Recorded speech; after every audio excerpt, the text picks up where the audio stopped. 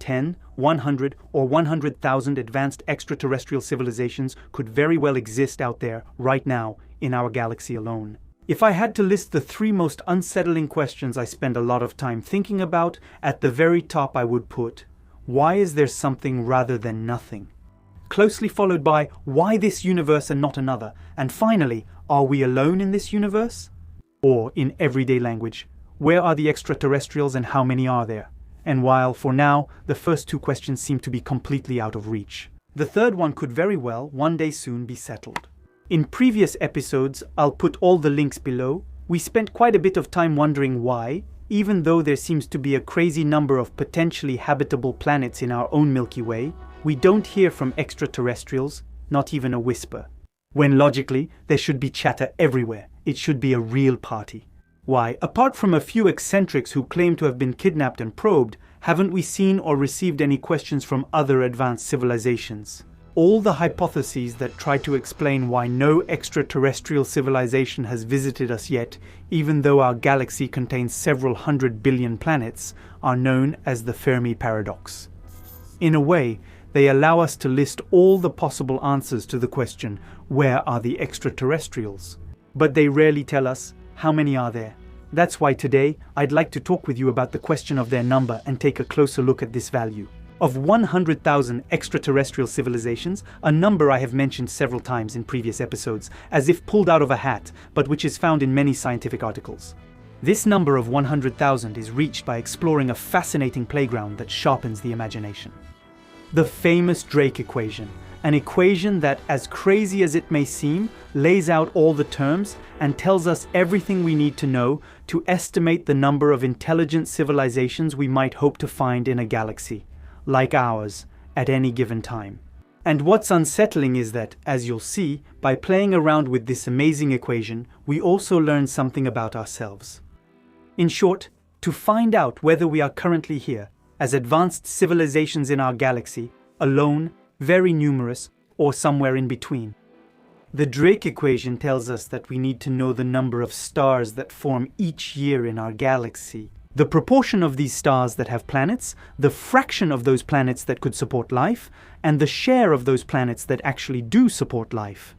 The probability that a civilization with intelligence will develop on a planet that supports life. Then the fraction of these civilizations that have reached technological capabilities allowing them to make themselves known and/or explore the cosmos, and that are also willing to do so. And finally, the average lifespan of these civilizations. And there you go, it's ready. All that's left is to multiply all these terms together to get n, the number of advanced extraterrestrial civilizations capable of communicating with others at time t, n, whose value could be 100,000 or anything else. Because you saw where I was going with this, it gets doubly complicated. Most of these terms are completely unknown to us. We are certainly starting to be able to estimate with great precision the number of stars in our galaxy, as well as the proportion of those stars that have planets orbiting around them. The rest very quickly becomes extremely vague and mysterious. And if we are starting to see the outline of certain values take shape a little, such as the number of planets that are likely to host life on their surface, the last terms of the equation, however, remain completely open to speculation and often lead to passionate and fascinating debates among specialists.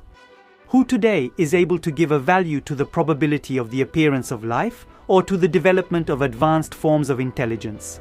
On Earth, certainly no one can. Elsewhere, maybe many extraterrestrials can. In fact, if in previous episodes I repeatedly pulled 100,000 out of my cosmic hat, it's because, generally speaking, many astrobiologists, though not all, come up with relatively high estimates, ranging between 1,000 and, let's say, 1 million intelligent extraterrestrial civilizations currently present in our own galaxy. To put it simply, these high values, given by the most optimistic researchers, come from the fact that the staggering number of supposedly potentially habitable planets is almost enough by itself to offset extremely modest values for all the other terms. Or, to put it another way, very large numbers, even when multiplied by small ones, still result in considerable values at the end, and so 100,000 or anything else. Because in reality, it only takes one of the other terms to approach zero to completely cancel out the power of the first, acting like a terrible bottleneck. 10, 100, 100,000 other advanced extraterrestrial civilizations or anything else, 0 or nothing, are all plausible results, since almost all these values are big unknowns and therefore should be taken with a huge grain of salt. In fact, this equation is also a wonderful way to organize our ignorance and, in a way, to highlight your beliefs, your hopes, and your dreams. When we talk about the possibility of life elsewhere than on Earth, are you more of an optimist or a pessimist? Do you see the transition from non-living to living as a miraculous phenomenon? And if so, for you, does the exceptional lie in the emergence of life itself, or rather in the emergence of intelligence? Take a look at this equation, have fun analyzing and discussing its terms, and in a way, you'll be forced to take a position. Because the way you look at the universe, your views on these questions, will inevitably show themselves through that. Somewhere, and depending on the value you assign to certain terms being debated. Your optimism or pessimism regarding the question of the existence of extraterrestrials will show itself. So 100,000 because it's an average of the values found by specialists on the subject, but also because I personally like the idea that there are many. To get a rough idea of where you stand, ask yourself whether, in your opinion, the appearance of life in the universe is an extremely rare phenomenon or something disappointingly commonplace. Is advanced intelligence something completely common or an anomaly?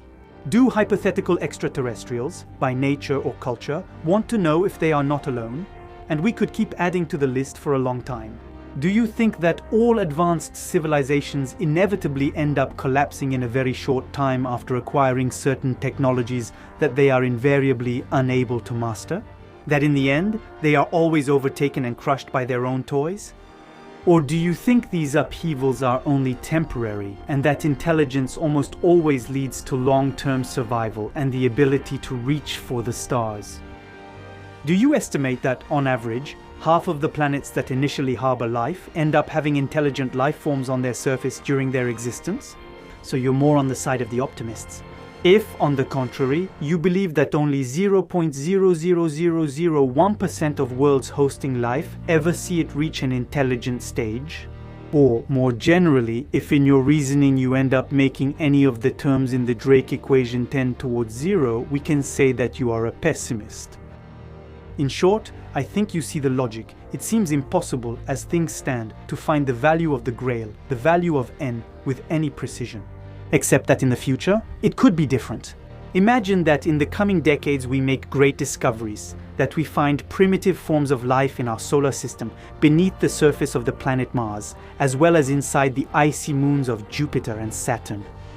Well, that would make the values for the proportions of planets likely to host life, as well as those that actually do, skyrocket. Obviously, in the absence of detecting signals from an advanced civilization, the values of phi and fc will remain great unknowns, and n will be extremely vague as well. It's amusing and a bit unsettling to think that the most terrifying of all the terms in the Drake equation, the one that gives us the average lifespan, the duration of a civilization before its collapse. Because, yes, in order to communicate, you have to be able to do so. Well, that term, because of our current behavior, we actually have the ability to influence it directly. As a thermo-industrial civilization capable of communicating toward the stars, we have been listening to and sending signals into space for several decades, but nothing tells us that this will last. The Egyptian civilization, the longest of all, lasted 3,000 years. The Romans and the Mayans only lasted a few centuries. And when we look back, the average lifespan of great civilizations is around 300 years. Ours is now a little over 200. It's up to us to make sure that communicating and broadcasting remain possible, so that one day we might be able to talk with hypothetical others, and also, very much, for ourselves. Through our actions, we have the means to increase L.